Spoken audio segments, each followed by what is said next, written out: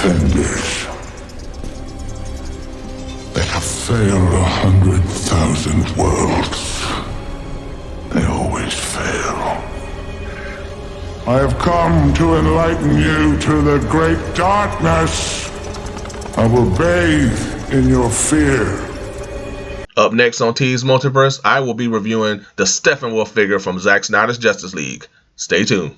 All right, folks, so here he is. I've been had him out of the box, so I've been playing with him, posing him around, and I gotta say this.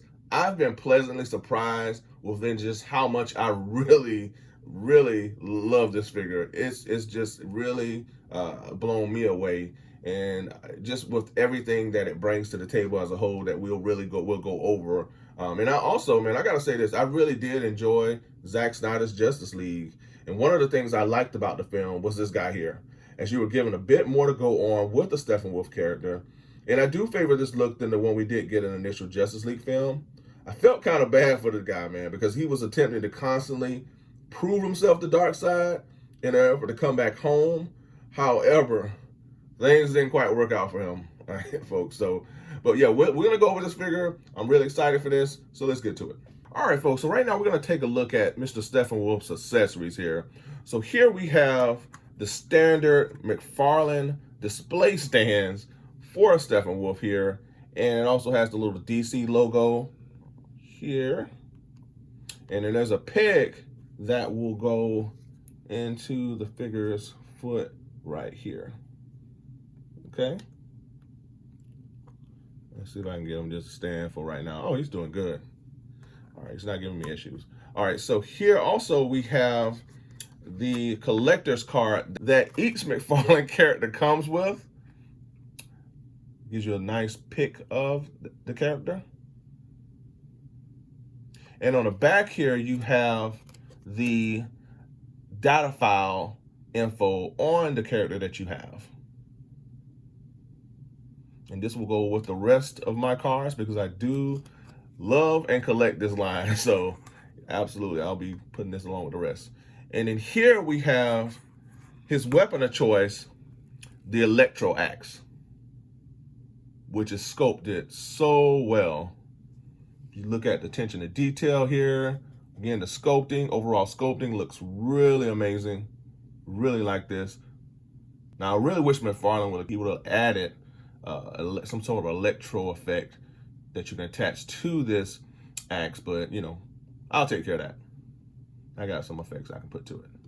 All right, folks, so let's take a look at Mr. Steppenwolf here. Again, I'm just absolutely impressed with the overall detailing of this figure. And this figure, honestly, man, it's the best for me, the best McFarlane figure that I've seen to date. And that's saying a lot because this brand has produced so many wonderful figures through and throughout its run thus far. So to say that this figure is the best, or at least one of the best, is truly saying a lot. And this figure overall is truly symbolic of just the evolution of this McFarlane brand, and just the attention to detail, the sculpting overall is just extremely impressive. And I really like this character. It's just, he's so, you can pose him any way and it really works. Be careful when pulling this guy out of the box, or your fingers and hands will fall prey to his spiked armor here that he has here, as well as on his back, even on his arms. You know, looks so awesome. This for me is the most faithful, you know, adaptation from film to figure that the McFarlane brand has produced. You know, he really looks as if he was just plucked right off the screen into figure form. And look at the attention to detail here in the face sculpting. It looks just like Steppenwolf off the film. There's truly no let up in the detail. I love the sculpting and the detail of his little helmet here. I mean, it's just, they went all out with this figure. They did not cut corners at all. You know, and yeah, you might lose some articulation, but you gain so much with his overall look and his sculpting, man. It just looks amazing. And I'm thoroughly impressed with it. And again, I'm pleasantly surprised at just how I really love this character. So I didn't expect to really enjoy him as much as I do, but he looks absolutely awesome. All right, so let's take a look at Mr. Steppenwolf's overall articulation. Now, going into this figure, I don't need nor do I expect for this guy to be the most articulated due to, again, his overall sculpting. You know, what you lose in articulation, you gain in his overall look. However, I feel like you have just enough articulation to really get this guy in some pretty, good poses. Because let's be honest, you're gonna have this guy maybe, battling and like maybe in like one battle stance, or maybe standing behind or beside a dark side. So you really don't need him in the most athletic poses. But overall, I feel like you're gonna get just enough articulation to really make this character shine in that area category. Now, let's look at his overall here. There is no double jointed knees or elbows, but his elbows go pretty well. His arms will go around, but this area will kind of get in the way a little bit, again, due to the sculpting, and that's okay. It still can go around. This end will as well. This figure is a bit tight, so this arm sometimes does come off, but I can snap it back in, but it will go around as well. Again, you have articulation here in the elbows just fine. You have articulation here in the wrist area. You have really only one open hand for a weapon on this figure. The other hand is open, I guess, for when he's doing one of his speeches. He can kind of like throw his hand up, whatnot. That's how I have him posed a lot of times. But again, you got articulation again in the hands. It works really well. All right, let's take a look at Mr. Steppenwolf's ab crunch. So here it goes down pretty well. I mean, it's not going to go all the way down due to the sculpting, but it's just enough for me. And he can go back pretty good. Go back really good, honestly. Okay? And then his waist swivel works really well. There's nothing distracting his waist swivel. So that's like 100% for sure. So again, man, this overall, the articulation for this huge figure with so many details implemented within them, it really is enough for me, and it works well overall. And then you have articulation in the knees here. That works really well. Both knees are good in terms of bending, giving you just enough articulation, for this figure. I don't need it to break dance for me. And then the toes. This right here, this area is why it's really difficult, folks. It's gonna be a little difficult to get this guy standing a lot of times because of this right here. He has such a huge upper torso. He's huge, but he has really small feet. So that will really kind of throws off his standing, and you really have to play with him to get him in a stance or whatnot. So you definitely you're gonna be dealing with that with this figure. But in this session, he hasn't been giving me too many issues, but he does have small feet, and he has these two claw toes, and then nothing back here to really help him stand. So you really do have to play with him. This figure stand does work okay, but if you have any other display stands, I do recommend that you utilize that for this figure as well. You may have to do that, but again, you have to kind of play with him. But overall, this is enough articulation for me. I don't need him to be the most articulated.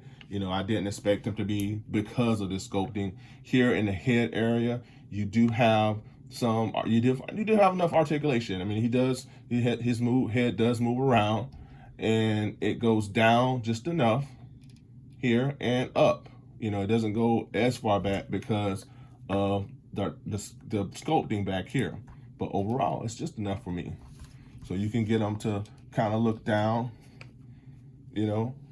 as you're posing them, and that works well enough for me. All right, so I have Steppenwolf standing next to some of my other bigger DC characters. Here I have him standing next to his boss, Darkseid. This is the Storm Collectibles Darkseid. This figure is awesome as well. But this is why I was really excited to get Steppenwolf, is to pair him up with Darkseid. All I need now is some Parademons. So McFarlane, someone need to jump on Parademons, because I have not nary a Parademon. So Yeah, but these characters look so good together, and what an opposing team, man. Here I have him standing next to the Last Knight's Build-A-Figure, Bane. Not as tall as Steppenwolf, but man, this dude huge and wide. Batman's mortal enemy and Bane. All right, so here I have Steppenwolf standing next to the DC McFarlane's Earth 1 Devastator Batman.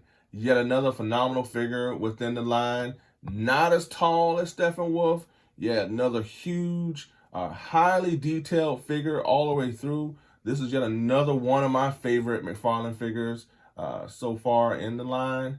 All right, so here I have both Darkseid and Steppenwolf doing battle with the Justice League. And man, I just love this. I'm the biggest DC fan, guys, so this is awesome to be able to pair all these characters up, set up all these battle scenes. You have Darkseid going up against both Batman in his Hellbat armor and a pissed off Superman. He's shooting his Omega beams at the world's finest. Then over here we have Wonder Woman leading the charge against Steppenwolf with Arrow and the Flash into battle as well. We got Arrow, he's hit Steppenwolf already, so they're in for a battle, folks. This is awesome. I love it.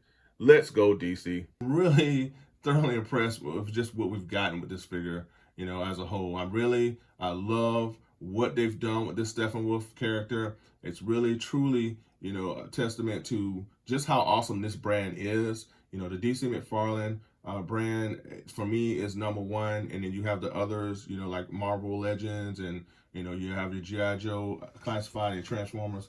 But this, for me, takes it home due to just the quality of these figures. You're getting basically articulated, you know, statues with these figures. And you have in the competitive prices as well. So as a whole, this is the brand for me. This figure was, and it's truly impressive through and through, you know, and I hope that we continue to get more figures from Apocalypse. I'm hoping that we get, you know, Calabac or Decide, some Parademons. I don't know. I know we're not getting anything more from this movie, but maybe more comic-based, you know, apocalyptic characters moving forward. So I know a lot of people are saying that this brand does lean a little too heavy into the Batman.